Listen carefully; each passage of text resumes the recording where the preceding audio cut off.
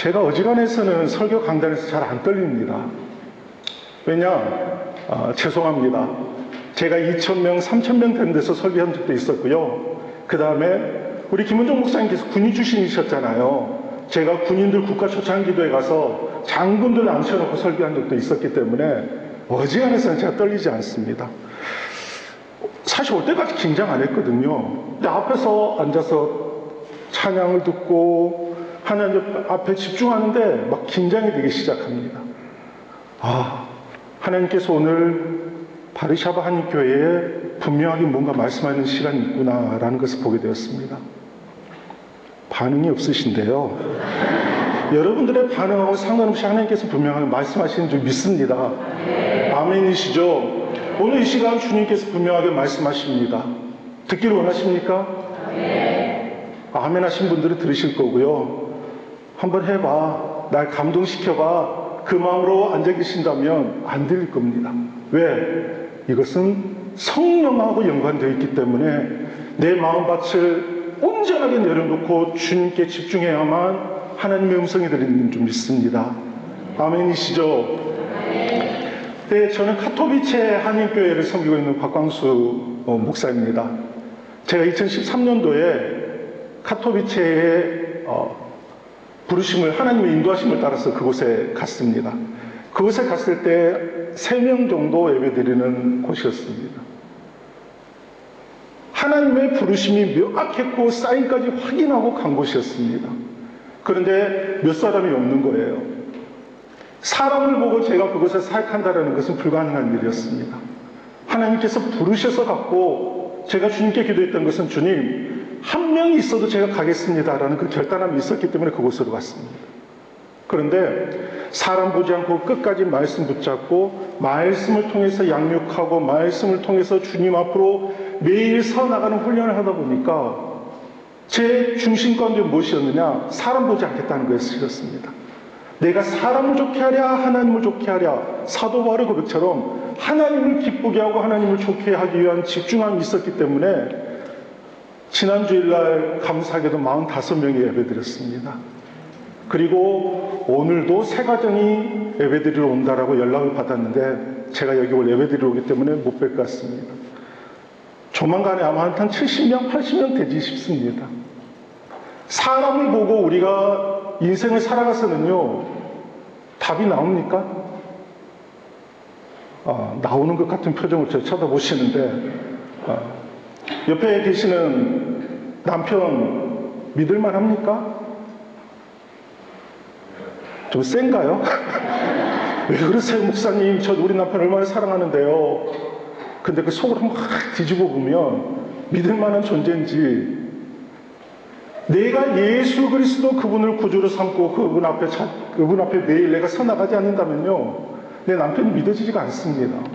그러나 내가 매일 성령 하나님의 능력과 힘을 얻어서 남편을 바라보면 얼마나 사랑스럽고 얼마나 불쌍해 보이는지 모른다는 것입니다. 한 인생을 나 만나서 참 고생하는 우리 남편, 한 인생을 나 만나서 고생하는 우리 아내, 그 마음을 가지고 바라보지 않으면 답이 없다라는 것입니다. 저희 카토비체 한인교회에 가면요, 피아노도 없고 성가대도 없습니다. 반주자도 없습니다. 미가엘 반주기로 우리는 예배를 드립니다.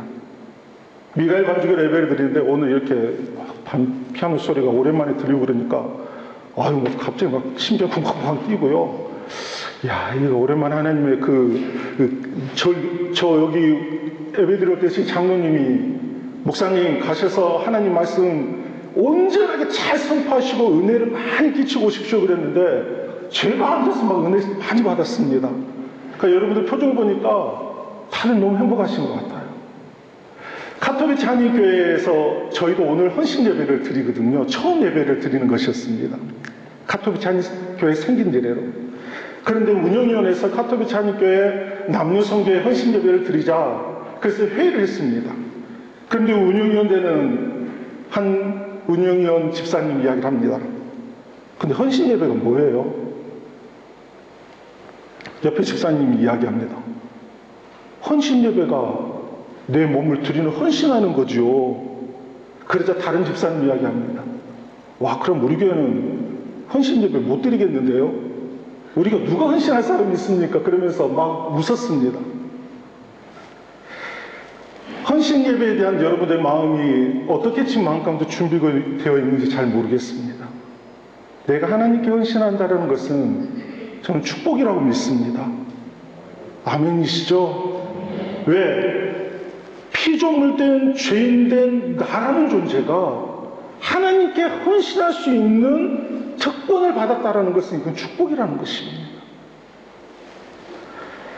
요즘 삶이 어떠십니까? 행복하세요? 원래 이렇게 반응이 없으십니까? 반응이 좋으면 목사님이 그러시더라고요. 목사님 한 35분에서 40분 말씀 전하시면 됩니다. 예, 반응이 없으면 저는 2시간 설교합니다. 오, 갑자기 막 반응이 오기 시작하는데 빨리 끝나는 게 다들 은혜이시죠? 누가 아멘 하셨습니까? 행복하세요? 오, 아멘입니다. 근데 어떤 조건을 통해서 여러분 행복하십니까? 뭐 때문에 행복하십니까? 하는 일이 잘 돼서 행복하십니까?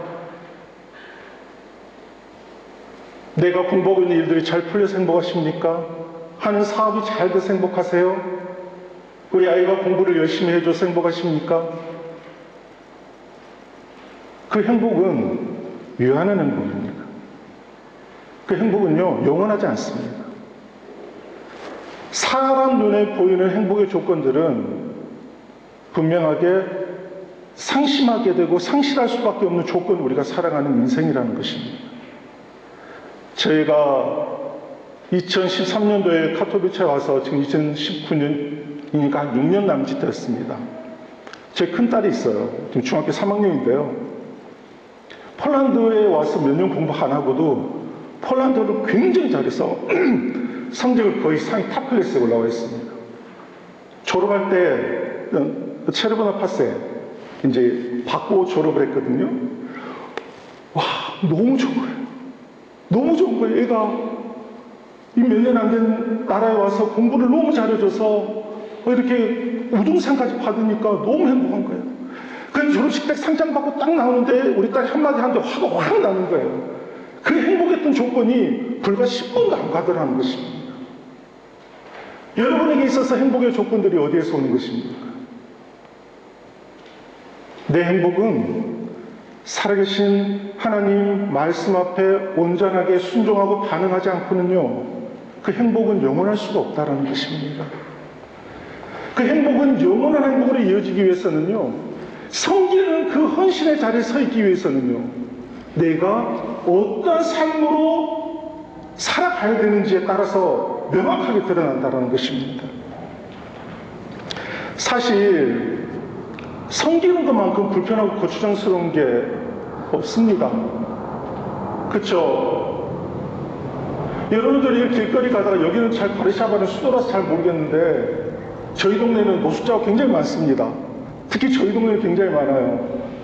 냄새나고 그리고 굉장히 허름한 사람들이 와서 항상 고정이 있어요. 저만 보면 달려와서 손을 쫙 내미시는 분이 계십니다. 어떨 땐 목욕 좀 시켜주고 싶어요. 냄새가 너무 많이 나가지고. 근데 내 안에서 예수 그리스도의 은혜와 사랑이 없으면요, 그분이 손 내밀 때 제가 피해버립니다.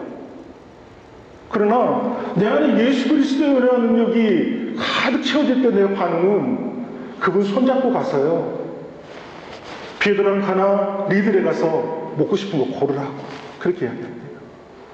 그냥 몇 주 뒤 주면 해결될 거를 왜 굳이 그렇게 더 많이 소비를 하냐라고 이야기하시는 분들이 계시는데, 그게 바로 섬기는 사람의 태도에서 나와야 되는 모습은 하나님의 사랑에서 나와야 되기 때문이라는 것입니다. 그렇다면 섬기는 자의 삶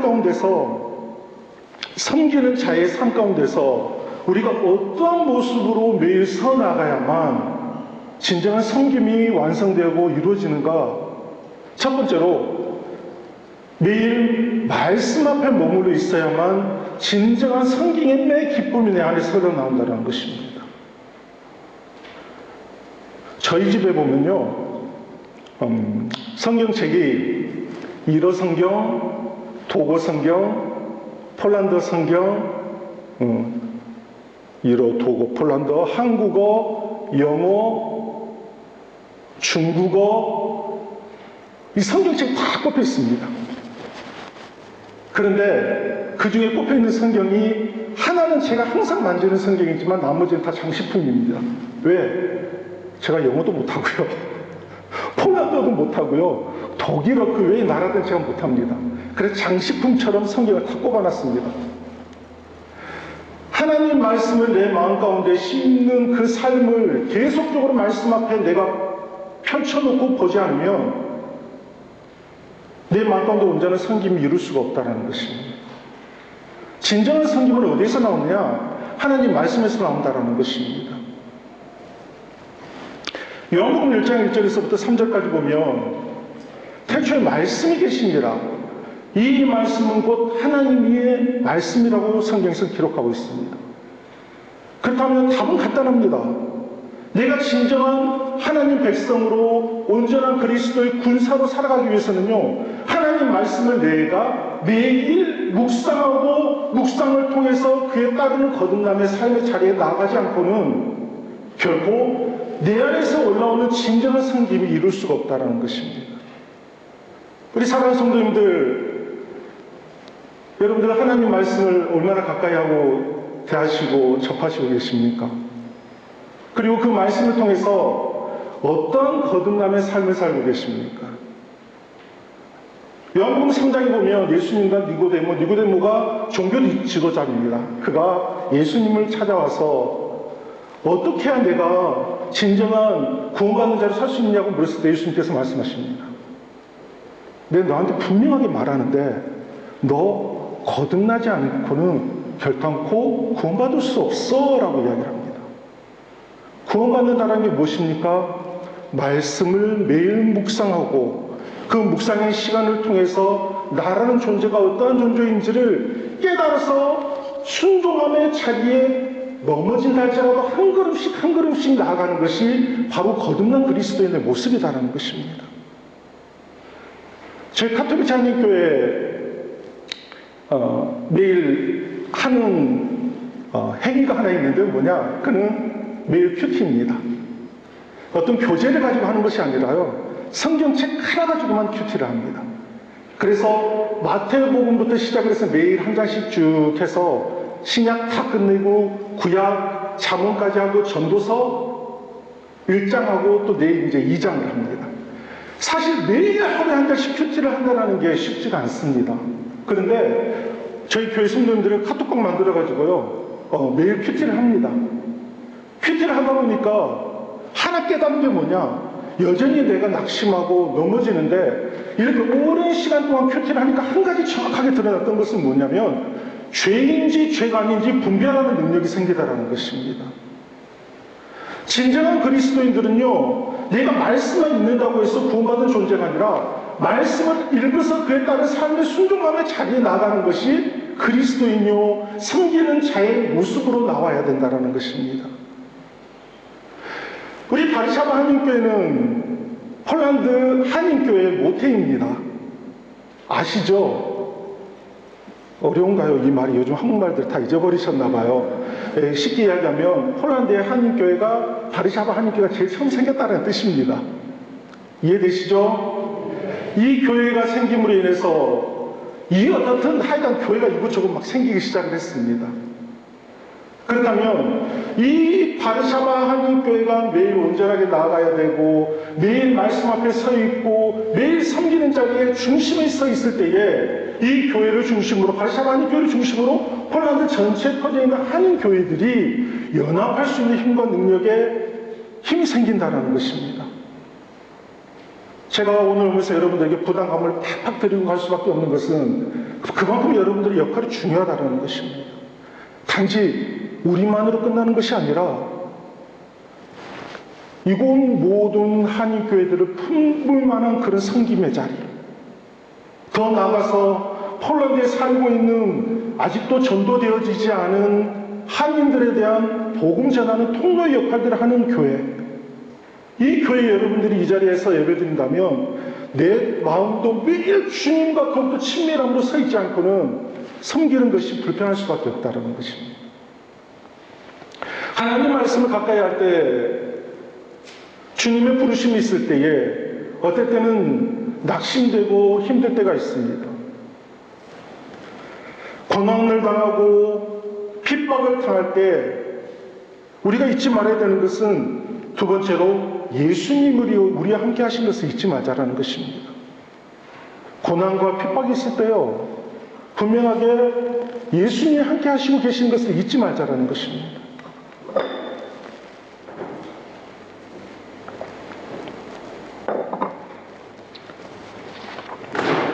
제가 카토비체 올 때 저희 교회 지역에 사는 분이 이런 이야기를 하더라고요.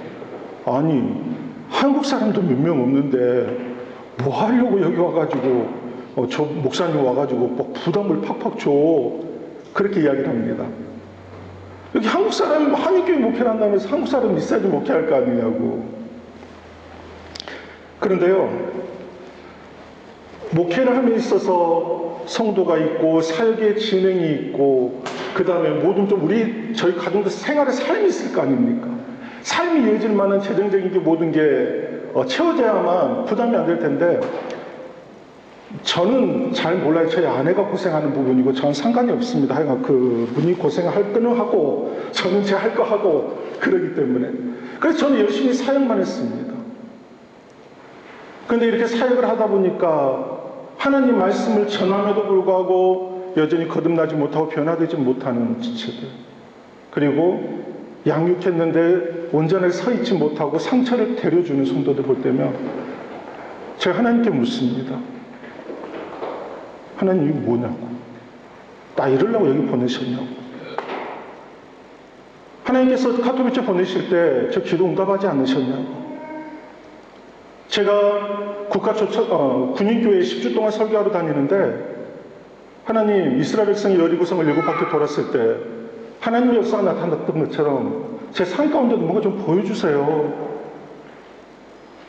하나님께서 10주째 딱 들어가는 월요일날 카토비체에서 연락이 오게 되고, 그리고 그곳으로 가는 무명으로 비행기 값이 들어오고 막 길들을 막 비자면 집이면 모든 것도 일시에 해결되는 그런 은혜를 제가 보게 되었습니다.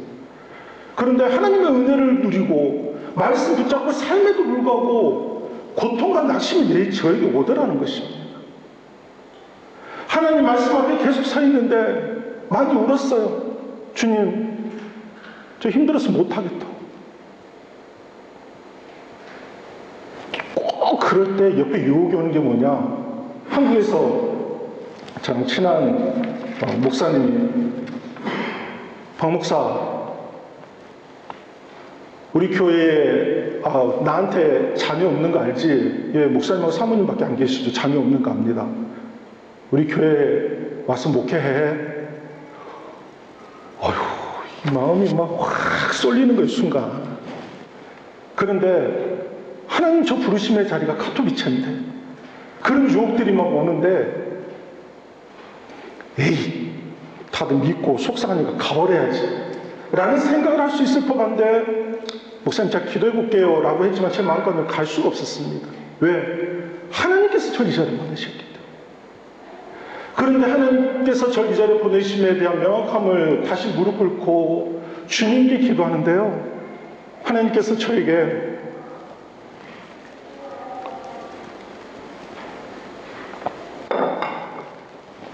분명하게 말씀하시는, 제가 주님의 위로하심의 음성을 듣게 되었습니다. 하나님의 음성은 이랬습니다. 나의 은총을 입은 이여 너를 아노라. 너의 마음을 내가 아노라. 나의 나의 사랑을 아는 이여 함께 가노라. 내가 친히 함께 가노라. 내가 너로 평패하며 나의 모든 선함으로 너의 앞을 지나며 너의 이름으로 너를 지키리라. 나의 은총을 입은 이여 나의 사랑을 아는 이여 내가 너를 축복하노라.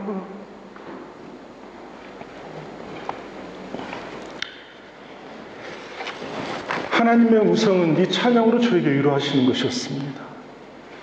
광수야, 힘들어? 너 나 따른다 그랬잖아. 너 나 따르는 길은 무언가 너가 하고자 하는 일들, 계획하는 일들이 성공하는 것이, 이루어지는 것이 내 일이 아니라 그 머문 자리에서 말씀 붙잡고 끝까지 나에게 시선을 떼지 않는 거야. 두려워? 걱정하지 마. 내가 너와 함께 하잖아. 염려하지 마. 하나님께서 이 찬양을 저에게 위로를 하시는데요. 주님, 잘못했습니다. 주님, 저 사랑하시고 붙잡고 계시는데 여전히 제가 엉뚱한 생각들로 중심 잡지 못했던 죄들을 주님 용서해 주세요. 그 고백이 제게 나오게 됐습니다. 고난과 고통을 당할 때 예수님께서 저와 함께 하심을 제가 분명하게 보게 되었습니다. 우리 믿음의 길을 걷고 계시는 이 시간 예배드리는 성도님들, 그리고 직분자로 헌신하기를 결단하시는 성도님들, 고통스럽고 마음 가운데 어려움이 있고 불편함이 있으십니까? 두려워하지 마십시오. 살아계신 그 하나님께서 여러분들과 함께하고 계신다라고 분명히 말씀하고 계십니다. 그분을 우리가 알려면요, 말씀 붙잡고 말씀의 능력을 힘입어서 매일 주님과 동행하는 길밖에 없다라는 것입니다. 세 번째로, 이 말씀을 붙잡고 이 고통과 고난을 이겨낼 수 있는 길은요, 내 삶 가운데 십자가의 삶을 살아야 된다는 것입니다. 십자가의 삶이 무엇입니까? 내가 사는 것이 십자가의 삶이 아니라 내가 죽는 것이 십자가의 삶입니다. 제가 굉장히 강한 사람이거든요. 그래서 누구랑 잘 타협을 하지 않는 사람이었습니다. 그런데 하나님 말씀이 능력이 내 삶 가운데 계속 들어오고 말씀이 내 안에서 계속 치다 보니까 나라는 죄인된 존재가 어떠한 존재인지를 매달 깨닫게 되어지더라고요. 그렇구나, 십자가의 삶은 내가 죽는 건데 왜 내가 옳다라고 여기서 내 주장만을 강조했는지 회개하게 되더라고요. 십자가의 삶은 공동체의 분열을 일으키지 않습니다. 십자가의 삶은요, 내가 하고 싶은 말들을 함부로 하지 않습니다. 십자가의 삶은요, 겸손함과 정직함과 이 거룩함이 내 안에서 묻어나는 것이 십자가의 삶입니다.